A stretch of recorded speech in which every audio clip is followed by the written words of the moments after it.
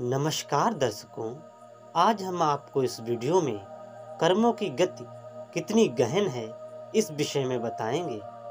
कर्म करके भी अकर्म का आनंद मिल सकता है। इसके लिए एक दूसरे की कला सीखने की ज़रूरत है। यह कला कर्म फल में समता रखना है। कर्म करने में और कर्म फल की इच्छा रखने में भी कोई हर्ज नहीं, किंतु फल के असर से मुक्त रहने की युक्ति सीखना है। सामान्यतया यह देखने में आता है कि अपनी इच्छा के अनुसार फल मिलने पर आदमी उन्नत हो जाता है और कभी कभी अहंकारी भी हो जाता है, और इच्छा अनुसार फल न मिलने पर वह दुखी हो जाता है। दोनों की अवस्थाओं में उद्योग में शिथिलता आ जाने का भय रहता है। ये अच्छा नहीं। मनुष्य को ऐसा कर्म के रहस्य को समझना बड़ा कठिन है, किंतु कर्म का फल क्या मिलता है, कब मिलता है, इसे कोई नहीं समझ सकता। कर्म का फल मिलता है यह निश्चित है, किंतु कितने समय में यह कौन कह सकता है। अच्छा कर्म का फल अच्छा और बुरे कर्म का फल बुरा, यह निश्चित है, किंतु उसके लिए कितना वक्त लगेगा यह केवल ईश्वर ही जानता है। इसलिए श्रीमद् भगवत गीता कहती है कि कर्म की गति गहन है। कभी आदमी कर्म के फल को उसी जन्म में या तुरंत प्राप्त कर लेता है, तो कभी उसे दूसरे जन्म में भुगतना पड़ता है।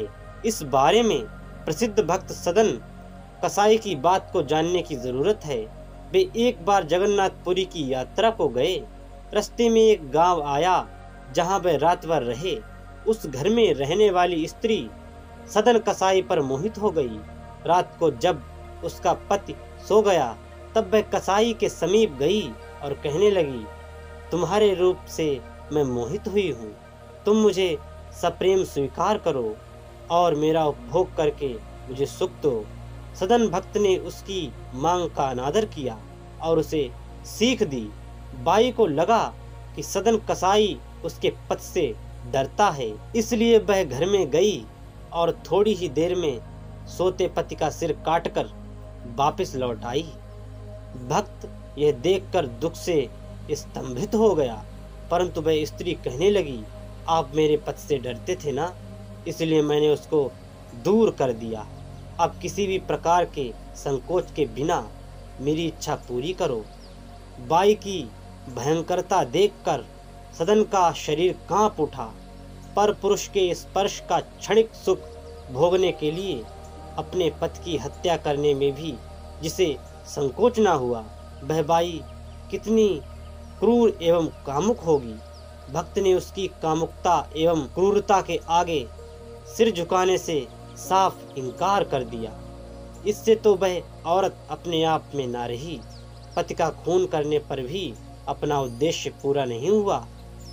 देख उसने नाटक का अभिनय बदल दिया और फूट फूट कर रोने लगी। रात्रि की नीरव बेला में उसका क्रंदन सुनकर सारा गांव वहां जमा हो गया। सदन भक्त की ओर संकेत करके बाई ने कहा, ये भक्त जैसा दिखने वाला आदमी बड़ा छलिया है। दया करके हमने रात भर उसे अपने घर ठहरने दिया। मेरे पति के सो जाने के बाद वह मुझे छेड़ने लगा और जब मैंने विरोध किया तो उसने मेरे पति का खून कर डाला। अपने मार्ग से कांटा हटाकर अब वह चैन से बैठा है। उसकी पोल खुल गई, इसलिए तो वह चुप है। इस ढोंगी और हत्यारे को सजा मिलनी ही चाहिए।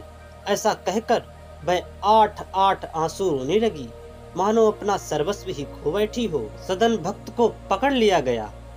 दूसरे दिन गांव के मुखिया ने उसको दंड दिया। उसका एक हाथ काट दिया जाए ऐसा तय हुआ, और हाथ काटने पर भी उसने कोई चील पुकार या विरोध नहीं किया। हर एक कार्य में शिव मंगल को देखने वाले इस भक्त ने हाथ काट जाने पर भी मंगल का दर्शन किया और ईश्वर की कृपा को देखा। फिर यात्रा को पुनः आरंभ किया। जगन्नाथपुरी में पहुंचकर बड़े प्रेम से प्रभु का स्मरण करने लगा। कालांतर में एक धन्य दिन आया जब परमात्मा ने उसे साक्षात दर्शन दिया। वह अत्यधिक हर्षित हुआ। कुछ बातचीत भी हुई।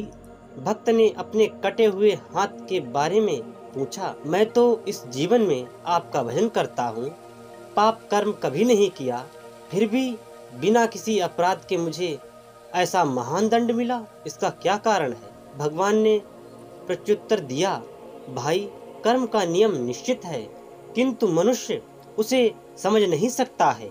इस जन्म में तुमने पाप नहीं किया, लेकिन पूर्व जन्म में तुमने बहुत बड़ा अपराध किया था, जिसके फलस्वरूप तुम्हें ये दंड मिला। पूर्व जन्म में जब तुम अपने घर के पास खड़े थे, एक गाय विवश दशा में तुम्हारे पास आई। उसके पीछे आता था कसाई। जब वह तुम्हारे समीप पहुंचा तो तुमने गाय को बचाने का प्रयत्न करने की बजाय उस गाय को कसाई को दे दिया। कसाई ने उस गाय की हत्या की। इस जन्म में वह गाय तुम पर मोहित होने वाली स्त्री बनी और कसाई उसका पति बना। वह अपनी स्त्री के हाथों मरा और तुमने जो पिछले जन्म गाय अपने हाथ से कसाई को दी थी, तो तुम्हारा हाथ काटा गया। अब तुमने मेरा दर्शन किया है, अतः तुम जब चाहोगे तब मेरी कृपा से तुम्हारा हाथ फिर सकुशल वैसा ही हो जाएगा। सचमुच कर्म की गति गहन है, फिर भी निश्चित है। अगर आपको मेरी ये प्रस्तुति पसंद आती है तो प्रस्तुति को लाइक करें, सब्सक्राइब करें मेरे चैनल को और बेल आइकन को प्रेस करें, ताकि मेरे वीडियोस आपको टाइम पर मिलते रहें। और वीडियो कैसा लगा कमेंट में जरूर बताएं। और मेरी तरह अगर आप भी भगवान श्री राम को बहुत प्यार करते हैं तो कमेंट में जरूर लिखें, जय श्री राम।